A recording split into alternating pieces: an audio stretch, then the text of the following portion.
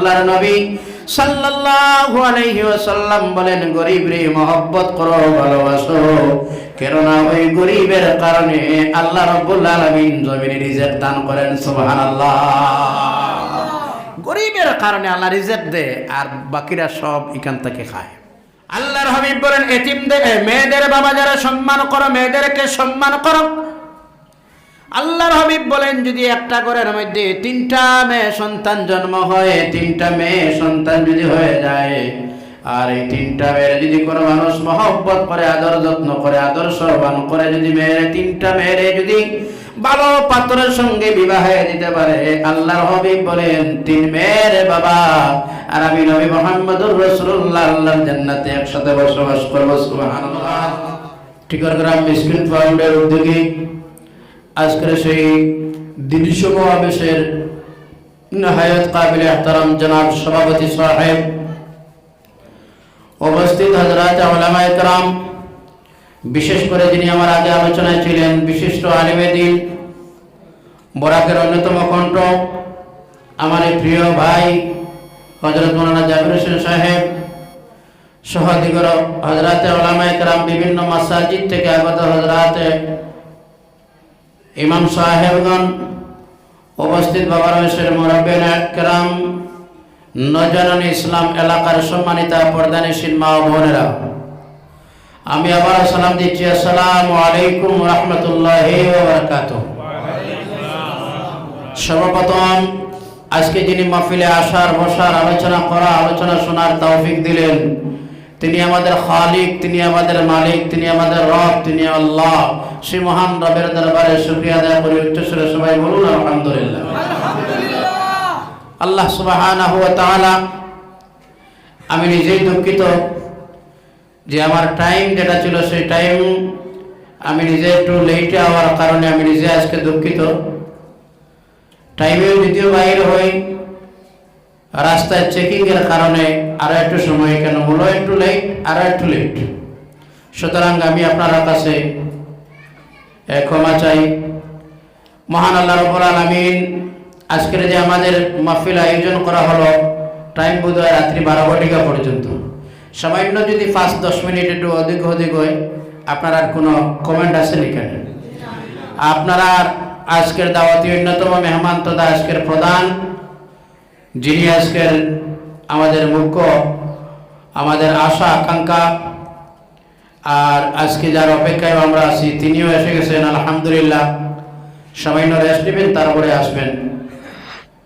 মহান আল্লাহ রাব্বুল আলামিনের শুকর, আজকে যে দিনই পবিত্র মাহফিলে উপস্থিত হলাম, আমি ভূমিকায় সময় নষ্ট না করে আমি সরাসরি আলোচনা শুরু করব ইনশাআল্লাহ। তার আগে বলতে চাই, মানুষ কোরআন যত শুনে মানুষের তত ভালো লাগে, মজা লাগে, লাগেনি না? এই যে আপনারা বসে আছেন কোরআনের মাহফিলে, আমার মনে হয় পুরা রাত্রিতে যদি এইভাবে মাহফিল চলে, আপনারা কোরআন শোনার জন্য বসে থাকবেন। সুবহানাল্লাহ। এটা কোনো ব্যক্তির আকর্ষণ নয়, এটা হচ্ছে আমার আল্লাহর পাক কালাম পবিত্র কোরআনের আকর্ষণ। সুবহানাল্লাহ। আমরা এক তো বসে আছি আল্লাহর কালাম পবিত্র কোরআন এবং হাদিসের মাহফিলে, নবীজির হাদিস এবং কোরআনের মাহফিলে বসে আছি আমরা। তারপরও বসে আছি আমরা আল্লাহর ঘরে। সুবহানাল্লাহ। আমরা জান্নাতের বাগানে বসে আছি। আমরা আবারও শুকরিয়া আদায় করি, বলুন আলহামদুলিল্লাহ। বিরাদারানে মিল্লাত, আলোচ্য বিষয় দেওয়া, সেই বিষয় অনুযায়ী আজ আপনাদের সামনে আমি আলোচনা করব ইনশাআল্লাহ। তার আগে আয়াতে মোবারকায় আমি একটু লম্বা আয়াত, কিন্তু এখানে সবগুলো নিয়ে আলোচনা সম্ভব যদিও না হয়, আমি সরাসরি আমার যে বিষয় যেটা দেওয়া হয়েছে বা আজকে যে বিষয়ের উপরে উদ্যোগে আজকের মিসকিন ফাউন্ড এর উদ্যোগে আজকের আমি ধন্যবাদ জানাই এলাকার যুব সমাজ বা বিবেকবান, বুদ্ধিবান, শিক্ষাবিদ, মুরব্বিয়ানে কেরামদের কাছে অসংখ্য ধন্যবাদ জানাই। মিসকিন ফাউন্ড আমাদের বরাকবিলিতে খুবই কম বলে আছে। মিসকিন ফাউন্ড ধন্যবাদ জানাই। মিসকিন ফাউন্ড যে একটা ব্যবস্থা আছে, আমি আমার অন্তরের অন্তঃস্থল থেকে ওই সব কর্মী যারা বা পদাধিকারী যারা বা সহযোগিতায় যারা, আমি ওদেরকে ধন্যবাদ জানাই, মোবারকবাদ জানাই। আল্লাহ যেন তাদের খেদমতে আল্লাহ কবুল মঞ্জুর করে। আল্লাহুম্মা আমিন। মহান আল্লাহ রাব্বুল আলামিনের পবিত্র কালাম কোরআন আল কারীমের সূরা নিসা এর 35 নম্বর আয়াত আপনাদের সামনে আমি তিলাওয়াত করেছি। আল্লাহ রাব্বুল আলামিন পৃথিবীবাসী মানুষরা আল্লাহ রাব্বুল আলামিন সম্বোধন করে আমার আল্লাহ রাব্বুল আলামিন বলেন ওয়াবুদুল্লাহ, তোমরা কার ইবাদত করো? আল্লাহর ইবাদত করো। আমরা পৃথিবীতে ইবাদত করব কার? আল্লাহ। কেন আল্লাহর ইবাদত করব আমরা? আল্লাহ রাব্বুল আলামিন আমাদের খালিক, আমাদের মালিক। আমি এটা আলোচনার বিষয় নয়, মূল আয়াতের অংশের একটা সামান্য একটা অংশ নিয়ে সামনে আসি, এটা নিয়ে আলোচনা করব। তবে আল্লাহ রাব্বুল আলামিন নির্দেশ দিলেন আমরা ইবাদত করতাম কার? আল্লাহ, ওয়াবুদুল্লাহ। তারপরেই আল্লাহ রাব্বুল আলামিন বললেন আমার ইবাদতের পরে কাজটা করো, ওয়াবিল ওয়ালিদাইনি ইহসানা, মা বাবার সঙ্গে ভালো ব্যবহার করো। সুবহানাল্লাহ। ইহসান শব্দের অনেক লম্বা তারিফ বা অনেক লম্বা ব্যাখ্যা আছে। মা বাবার সঙ্গে সংক্ষিপ্ত আকারে ভালো ব্যবহার করো।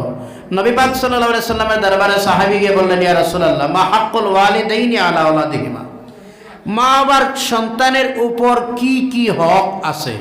নবী পাক সাল্লাল্লাহু আলাইহি সাল্লাম জবাব দিলেন হুমা জান্নাতুকা ওয়া নারুকা। সাহাবী এসে বললেন ইয়া রাসূলুল্লাহ মা এবং বাবা এই দুজনের কি কি হক রয়েছে সন্তানের উপর? আল্লাহর নবী সংক্ষিপ্ত জবাব দিয়ে বললেন হুমা জান্নাতুকা ওয়া নারুকা, তোমার মা আর তোমার বাবা হচ্ছেন তোমার জন্য জান্নাত, না হয় তোমার জন্য জাহান্নাম। আল্লাহু আকবার।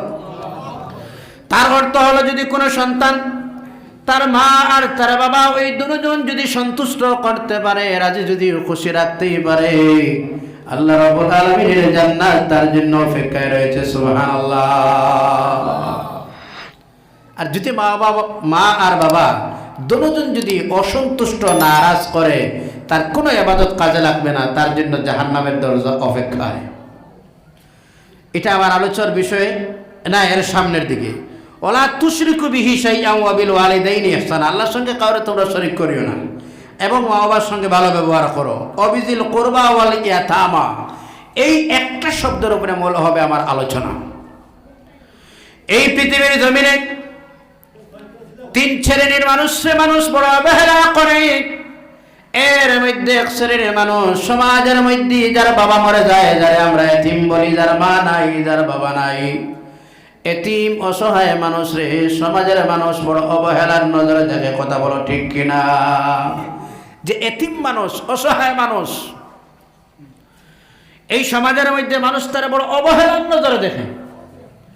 যার মেয়ে সন্তান আছে, ছেলে সন্তান নাই, শুধুমাত্র মেয়ের বাবা, তারও সমাজের মানুষে বড় অবহেলা করে। আরেক শ্রেণীর মানুষ এই বর্তমান সময়তে গরিব মানুষে বড় অবহেলার নজরে দেখে। কথা বলো ঠিক কিনা? এই সমাজে দেখবেন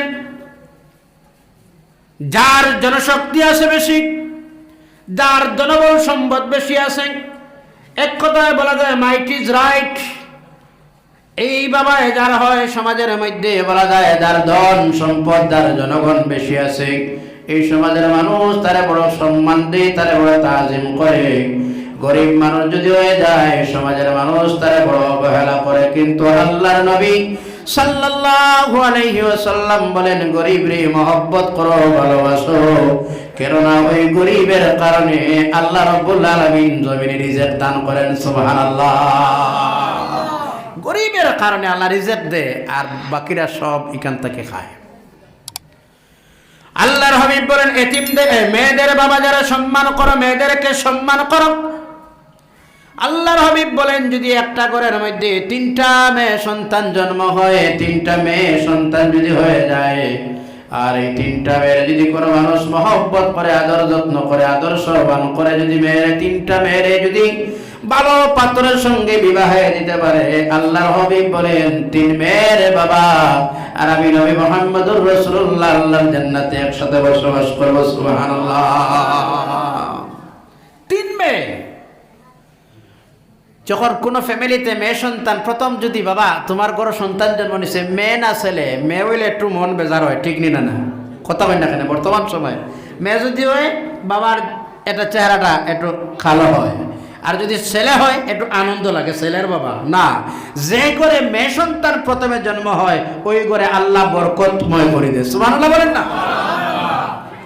যে করে মেয়ে সন্তান ওই করে বরকত বেশি। আল্লাহু আকবার। এজন্য আমার ভাইরা শোনো, 3 মেয়ের বাবার দাম আছে না নাই? একটু জোরে বলুন, আছে না নাই? 3 মেয়ে যদি হয়, 3টা মেয়ে যদি জন্মগ্রহণ হয়, 3টা মেয়ের আদর যত্ন করে, শিক্ষা দান করে, আদর্শবান করে যদি মেয়ে বিবাহ দিতে পারো ভালো সুন্দর করে, 3 মেয়ের বাবা আর আল্লাহর হাবিব আল্লাহর জান্নাতে একসাথে বসবাস করবেন। সুবহানাল্লাহ। আর এক শ্রেণীর মানুষ হলেন এতিম। এই সমাজের মধ্যে এতিম মানুষে বড় অবহেলা করে। ধন্যবাদ জানাই এলাকার মানুষরে যারা মিসকিন পান করে, গরিব দুঃখী এতিম অসহায় মানুষরে সাহায্য দিতেছেন, এটাই বড় ইবাদত। জোরে বলেন না সুবহানাল্লাহ। এটাই তো ইবাদত। নামাজ পড়ার নাম শুধু ইবাদত নয়, রমজানের রোজা রাখার নাম শুধু ইবাদত নয়, তিলাওয়াত করার নাম শুধু ইবাদত নয়, যাকাত দেওয়ার নাম শুধু ইবাদত নয়, রমজান শরীফের রোজা রাখার নাম শুধু ইবাদত নয়। ইবাদত হচ্ছে গরিব দুঃখী অসহায় মানুষের পাশে দাঁড়ানি, এটাই অন্যতম ইবাদত। সুবহানাল্লাহ। কিয়ামতের দিন আল্লাহ রাব্বুল আলামিন জিজ্ঞাসা করবে আপনার এবং আমারে, আপনার কিনারার মধ্যে যারা ফ্যামিলি ছিল, দুর্বল ছিল, অসহায় ছিল, গরিব ছিল, এতিম ছিল, বিধবা ছিল, ওই সব মানুষ আপনার ঘরে প্রত্যেক দিন কন্টিনিউ চলছে, সপ্তাহে 2 দিন 3 দিন গোশত আর মাছ। আর এমনও তো ফ্যামিলি আছে যেখানে বছরে 1 দিনও গোশত জোটে না। আসেনি না নাই? একটু জোরে বলো, আছে আসেনি না নাই? এজন্য আল্লাহ রাব্বুল আলামিন কিয়ামতের দিন যখন মানুষরা জাহান্নামের দিকে দিবেন, চলে যাও জাহান্নামের দিকে। জাহান্নামের দিকে যখন মানুষ চলে যাবে, সেই কিয়ামতের দিন জাহান্নামের সামনে যখন যাবে, জাহান্নামের দরওয়াজার সামনে যখন মানুষটা যাবে, ওই জাহান্নামের ফেরেশতারা জিজ্ঞাসা করবেন, মা সালাকাকুম ফি সাকার। জাহান্নামের ফেরেশতা জিজ্ঞাসা করবে জাহান্নামের দরওয়াজার সামনে যিনি দাঁড়ানো অবস্থায়, জিজ্ঞাসা করবে, ভাই কেন তুমি জাহান্নামের মধ্যে যাইতেছ? এই জাহান্নামে যাওয়ার কারণটা কি? সেই দিন মানুষ তার মনের আবেগের সহিত মানুষ বলবে, ওয়ালাম নাকু নুতঈমুল মিসলাম নাকু। ক্বালু, সেই দিন বলবে, ক্বালু, সবাই সেই দিন বলবে, লাম নাকু মিনাল মুসাল্লিন ওয়ালাম নাকু নুতঈমুল মিসকিন। আল্লাহু আকবার। জাহান্নামের ফেরেশতা যখন জিজ্ঞাসা করবে, কেন তুমি জাহান্নামের দিকে যাইতেছ রে বান্দা? সেই দিন উত্তর দিবে, ক্বালু লাম নাকু মিনাল মুসাল্লিন। মসজিদে আযান হলো, কিনারায় কেরাম খেলতেছিলাম, নামাজ যাই না, নামাজ পড়লাম না। নামাজ না পড়ার কারণে একটাই কারণ হলো, আর একটাই কারণ হলো, ওয়ালাম নাকু নুতঈমুল মিসকিন। আর মিসকিন অসহায় গরিব মানুষের খাবার জন্য দান না করার কারণেই তো আজকে জাহান্নামের মধ্যে যেতে হলো। আল্লাহু আকবার। শাস্তি কি? 2টা কারণ। এজন্য আমার যুবক বন্ধুরা যারা এখানের মধ্যে আসো, প্রায় সময় অবহেলার নজরে দেখি আমরা। সবচাইতে আজ সেই পৃথিবীর মানুষ আমরা যারা হলাম জাতি, আজ সেই জাতির অবস্থা যদি বড় শোচনীয় অবস্থার মধ্যে পৌঁছে গেছি, এর অন্যতম যে কারণ যেটা হলো, এর মধ্যে একটাই কারণ হলো প্রধান, এই যে কিতাবের সঙ্গে সবচাইতে যেখানের সঙ্গে সম্পর্ক বেশি থাকার কথা ছিল, এই কিতাবের সঙ্গে আর সম্পর্ক জাতির বিচ্ছেদ হইতেছে। কথা বলো ঠিক কিনা? আমরা যখন ছোট আসলাম, ছোট যখন ছিলাম, মক্তবে যাওয়ার সময় সকালে ফার্স্ট টাইম মক্তব ছিল, যাওয়ার সময় শুনতাম আমাদের গ্রামের মুরব্বী যারা, এরা